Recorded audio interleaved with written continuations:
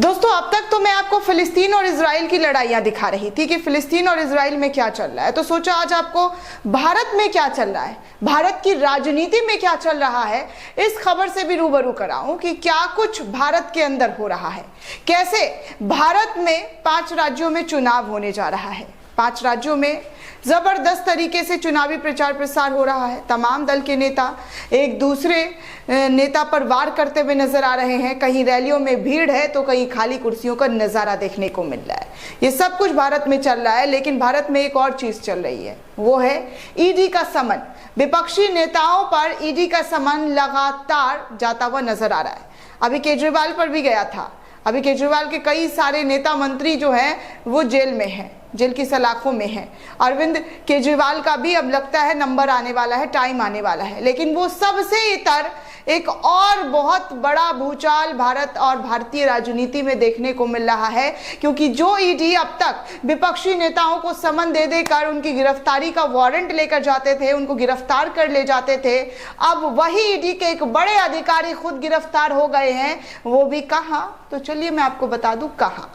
जी हाँ दोस्तों, राजस्थान में कांग्रेस की सरकार है, गहलोत सरकार है, जो अब तक कार्रवाई ईडी की हो रही थी, ईडी जिस तरीके से कार्रवाई कर रहे थे, अब वही कार्रवाई ईडी पर भारी पड़ गई है, क्योंकि ईडी के अधिकारियों पर कार्रवाई करते हुए गहलोत सरकार ने ईडी के एक बड़े अधिकारी को जेल के सलाखों के पीछे भेज दिया है। अब इस पर तमाम मीडिया खामोश है, क्योंकि खामोशी इख्तियार करना इन मीडिया वालों का काम है। मीडिया वाले आपको कहाँ खबर दिखाएंगे कि देखिए ईडी पर कितना बड़ा आरोप लगा है, कितना गंभीर आरोप लगा है।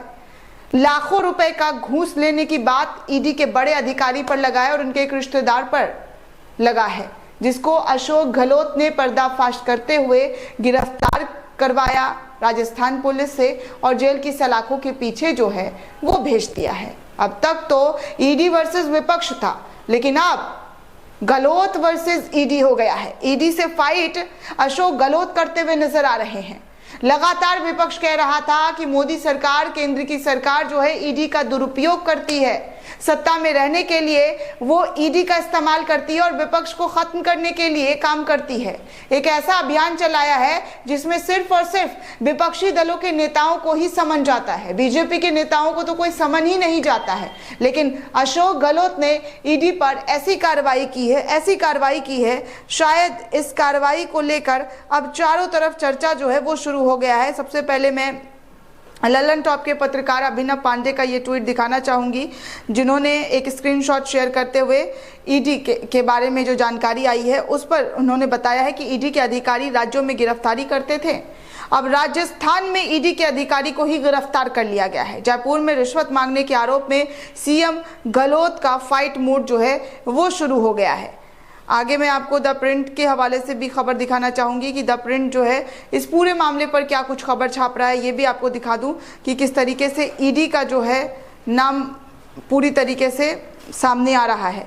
तो सबसे पहले दोस्तों आपको बता दूं कि ईडी जो है भ्रष्टाचार निरोधक ब्यूरो की टीम ने प्रवर्तन निर्देशालय इम्फाल के एक अधिकारी और उनके सहयोगी को कथित रूप से परिवादी से, जी हाँ, परिवादी जो मतलब कहते हैं ना, जो विक्टिम होता है, जिन पर आरोप लगा हुआ है, उससे 15 लाख रुपए रिश्वत मांग रहे थे और ये रंगे हाथ पकड़े गए हैं, रंगे हाथ गिरफ्तार हुए हैं। 15 लाख रुपए रिश्वत मांगते हुए रंगे हाथ पकड़े हैं और उसके बाद उनकी गिरफ्तारी हो गई।